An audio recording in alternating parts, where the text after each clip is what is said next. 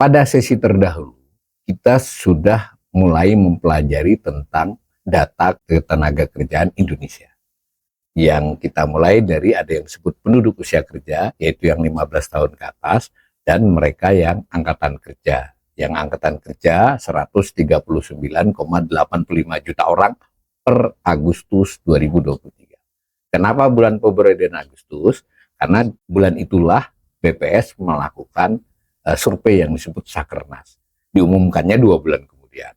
Dari angkatan kerja sebesar 139,85 juta per Agustus 2023 tersebut, mereka yang tidak bekerja sama sekali ya, mencapai 7,86 juta orang. Nah, apa yang dimaksud dengan bekerja? Nah, definisi BPS, saya ingatkan ya, BPS mengikuti manual ILO. Jadi kalau mau protes BPS ya harus protes ILO-nya juga.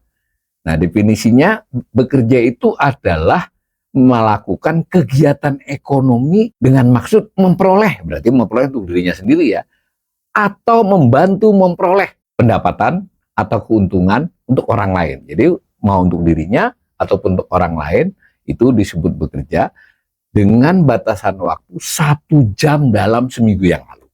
Nah, ini menarik ya definisi ini. Jadi kalau ada orang bekerja dalam seminggu 2 jam, 3 jam, iya bekerja kalau menurut BPS. Kalau pengangguran itu benar-benar tidak bekerja sama sekali atau kurang dari sejam dalam seminggu. Persentasinya yang 7,86 juta, nah persentasinya itu yang suka disebut dengan tingkat pengangguran terbuka. Tapi hati-hati, persentasinya terhadap apa?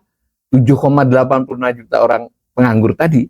Bukan dari jumlah penduduk yang 280 juta, bukan juga dari penduduk usia kerja, bukan, tapi dari angkatan kerja. Dapatlah angka 5,32%. Kita kembali ke definisi pengangguran terbuka. Kenapa ada kata-kata tambahan dari BPS terbuka? Karena ada orang yang bekerja tetapi kurang dari jam normal. Atau ada orang yang bekerja tapi tidak penuh. Itu makanya dikatakan oleh BPS perlu definisi pengangguran terbuka. Jadi pengangguran terbuka ini tidak bekerja sama sekali, itu antara lain mereka yang tidak punya pekerjaan dan mencari pekerjaan. Ini penting kata-kata mencari pekerjaan ya. Orang yang tidak bekerja tapi tidak mencari pekerjaan itu bukan pengangguran. Mungkin kalau dalam bahasa sehari-hari itu pemalas namanya ya, mungkin ya. Tetapi tidak dibicarakan. Yang kedua, mereka yang tak punya pekerjaan dan sedang mempersiapkan usaha, tapi masih persiapan, itu masih pengangguran. Lalu mereka yang tak punya pekerjaan dan tidak mencari pekerjaan, tetapi ada alasannya tidak mencari pekerjaannya, karena putus asa, itu ternyata oleh BPS juga dianggap pengangguran. Lalu mereka yang sudah diterima bekerja, tetapi belum mulai bekerja juga disebut pengangguran. Kurang lebih begitu ya. Nah, biasanya perhatian analis atau ekonom, itu umumnya adalah pada TPT-nya, presentasinya, tingkat pengangguran terbuka. Karena kalau dianalisis dalam kurun waktu yang panjang, itu menunjukkan kondisi perekonomian. Nah, biasanya disandingkan dengan analisis dalam jangka waktu yang panjang juga tentang pertumbuhan ekonomi ya. Kita pada literasi terdahulu sudah kita bicarakan. Nah, kedua-duanya ini sudah mulai bisa menggambarkan perekonomian suatu negara dalam selama beberapa kurun waktu misalnya. Kita melihat dari grafik saja, itu lebih mudah. Nanti kita sambil lihat angkanya. Di sini saya tidak sajikan angkanya, hanya ingin melihatkan trennya. Tapi ini bisa kelihatan angkanya dari sini. Cuma hati-hati ini ya, untuk yang jumlah penganggur, yang orange itu satuannya juta orang. Kalau yang tingkat pengangguran terbuka itu persennya. Saya ulangi, persennya dari angkatan kerja. Nah, kalau kita lihat, kita ambil saja titik tengahnya 98 ya. Pada saat krisis, ini sebelumnya, ini setelahnya.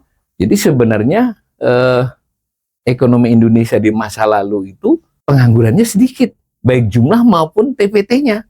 Malah kalau dilihat angka-angka ini di kisaran 2% saja. Nah, sebelum krisis sedikit naik menjadi sekitar 4,5.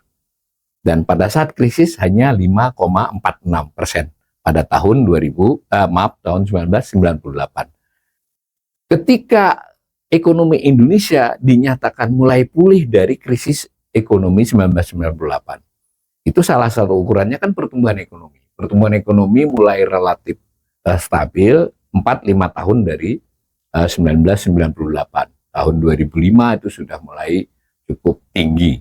Tetapi menariknya adalah pada saat pertumbuhan ekonomi sudah mulai pulih dari dampak krisis 98, ternyata tingkat pengangguran tetap terus naik. Jumlah penganggur naik, tingkat penganggurannya naik. Seperti gambar ini. Hingga sampai tahun 2006. Nah, baru dari 2006 perlahan-lahan turun.